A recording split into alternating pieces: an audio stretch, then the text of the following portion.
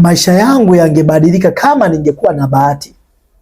Huu ni mtego mkubwa sana ambao umewaumiza vijana wengi, wakifikiria kwamba waliofanikiwa walikuwa na bahati, yani kana kwamba walibahatisha au wana bahati. Trust me, dunia haina huruma. Huo ndo uhalisia, dunia haina huruma. Ukisubiria bahati, hata kama jina lako ni Bahati, haitokaa ikaja.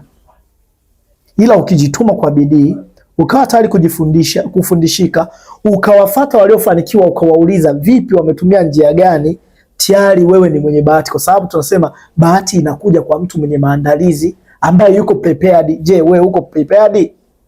Watu wengi wanafikiria, wanaota ndoto zao, wanafikiri one day yes, yani utakuta vijana wengi wanakuambia one day yes, the time will tell. No, hakuna kitu kama hicho. Hakuna kitu kama hicho kabisa. Habari za one day yes, the time will tell. Hakuna kitu kama hicho kabisa. Ambacho unahitaji kujua, hakuna kubahatisha kwenye maisha.